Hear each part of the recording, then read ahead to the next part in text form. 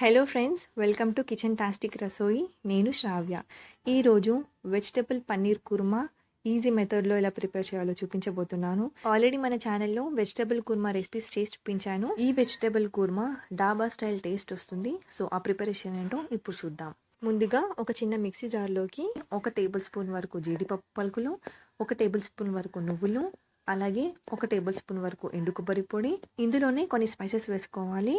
ఒక చిన్న అనాస పువ్వు, 2 లవంగాలు, ఒక చిన్న దాల్చిన చెక్క ముక్క, 2 యాలకులు వేసుకొని వీటిని మెత్తగా పౌడర్ లాగా గ్రైండ్ చేసుకోవాలి. ఇలా గ్రైండ్ చేసుకున్న తర్వాత ఇప్పుడు ఇందులోకి 2 టేబుల్ స్పూన్ల వరకు చిక్కటి పెరుగు తీసుకోవాలి. పెరుగు వేసుకున్న తర్వాత మరొకసారి మెత్తగా గ్రైండ్ చేసుకోవాలి. ఈ టెక్స్చర్లో మెత్తగా గ్రైండ్ చేసుకోవాలి. ఇప్పుడు ఈ పేస్ట్ని రెడీగా పక్కన పెట్టేసుకోండి. ఇప్పుడు స్టవ్ ఆన్ చేసి త్వరగా అయిపోతుందని నేను కుక్కర్లో ప్రిపేర్ చేస్తున్నాను. మీరు కావాలంటే కడాయిలో ప్రిపేర్ చేసుకోవచ్చు.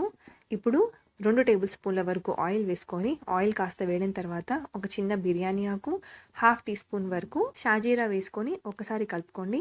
తర్వాత 1/2 కప్ వరకు సన్నగా తరిగి పెట్టుకున్న ఆనియన్స్, 2 లేదా 3 తరిగి పెట్టుకున్న పచ్చిమిరపకాయలు, అలానే ఒక రెమ్మ కరివేపాకు వేసుకొని ఇవి సాఫ్ట్గా అయ్యేంత వరకు కాస్త ఫ్రై చేసుకోండి.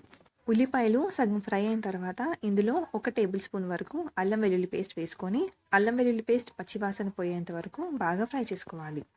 మంటని మీడియం ఫ్లేమ్లో పెట్టుకొని ఫ్రై చేసుకోండి.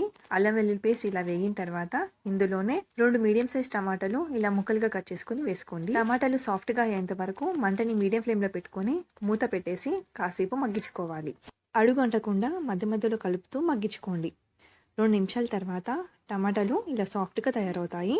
టమాటాలు ఇలా మెత్తగా మగ్గిన తర్వాత ఒకసారి కలుపుకొని ఇందాక మనం గ్రైండ్ చేసుకున్న పేస్ట్ ఇందులో వేసుకోవాలి. పేస్ట్ వేసుకున్న తర్వాత ఇవి 2 కలిసేలాగా బాగా కలుపుకోవాలి. మంటని లో ఫ్లేమ్లో పెట్టుకొని కలుపుకోండి. ఇలా బాగా కలుపుకున్న తర్వాత ఆయిల్ పైకి రిలీజ్ అయ్యేంత వరకు మగ్గించుకోండి. 5 నిమిషాల తర్వాత ఇలా ఆయిల్ పైకి రిలీజ్ అవుతుంది కదా. ఇప్పుడు ఇందులోకి 1/2 కప్ వరకు ఆలుగడ్డ ముక్కలు, అలాగే 1/4 కప్ వరకు సన్నగా కట్ చేసుకున్న క్యారెట్ ముక్కలు, ఇందులోనే 1/4 కప్ వరకు ఫ్రోజన్ పీస్ వేసుకుంటున్నాను. 1/2 కప్ వరకు పన్నీర్ పీసెస్ వేసుకోవాలి. మీరు కావాలంటే మీకు ఇష్టమైన వెజిటబుల్స్ ఏవైనా వేసుకోవచ్చు. ఇవన్నీ వేసుకున్న తర్వాత మంటని లో ఫ్లేమ్లో పెట్టుకొని ఒకసారి బాగా కలుపుకోండి. ఇప్పుడు ఇందులోకి రుచికి సరిపడా సాల్ట్ వేసుకోవాలి. తర్వాత 1/2 టేబుల్ స్పూన్ వరకు కారం, 1/4 టీ స్పూన్ పసుపు వేసుకోవాలి, 1/2 టీ స్పూన్ ధనియాల పొడి, అలాగే 1/2 టీ స్పూన్ జీలకర్ర పొడి వేసుకున్న మసాలాలన్నీ కూరగాయ ముక్కలకి బాగా పట్టేలాగా కలుపుకోండి. కూరగాయ ముక్కలు కాస్త డ్రైగా అనిపిస్తున్నాయి కాబట్టి కొద్దిగా వాటర్ పోసుకొని కలుపుకుంటున్నాను. ఇలా బాగా కలుపుకున్న తర్వాత ఇప్పుడు ఇందులోకి గ్రేవీకి సరిపడా వాటర్ పోసుకోవాలి. గ్రైండ్ చేసుకున్న మిక్సీ జార్లోకి కొద్దిగా వాటర్ పోసుకుంటున్నాను. చూడడానికి కాస్త పల్చగా ఉన్న కూరగాయ ముక్కలు మొత్తం ఉడికిన తర్వాత కాస్త చిక్కబడుతుంది. ఇలా బాగా కలుపుకున్న తర్వాత కుక్కర్ మూత పెట్టేసి 2 విజిల్స్ వచ్చేంత వరకు ఉడికించుకోవాలి. విజిల్ లేకుండా ఓపెన్గా ఉడికించుకోవాలి అనుకుంటే 15-20 నిమిషాలు ఉడికించుకుంటే సరిపోతుంది. 2 విజిల్స్ తర్వాత కుక్కర్లోని గాలి అంతా పోయిన తర్వాత మూత తీసి చూస్తే కూరగాయ ముక్కలు అనేవి చక్కగా ఉడికిపోతాయి. అలాగే గ్రేవీ కూడా కాస్త చిక్కబడుతుంది. ఇప్పుడు స్టవ్ ఆన్ చేసుకొని బాగా కలుపుకోవాలి. ఫైనల్గా ఇందులో తరిగి పెట్టుకున్న కొత్తిమీర వేసుకొని కలుపుకొని సిమ్లో 2 నిమిషాలు ఉడికించుకుంటే వెజ్ పన్నీర్ కుర్మా రెడీ అయిపోయింది.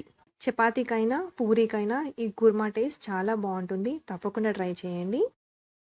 ఇలాంటి మరెన్నో రెసిపీస్ కోసం ప్లీజ్ మన ఛానల్ని సబ్స్క్రైబ్ చేసుకోండి. Thank you for watching.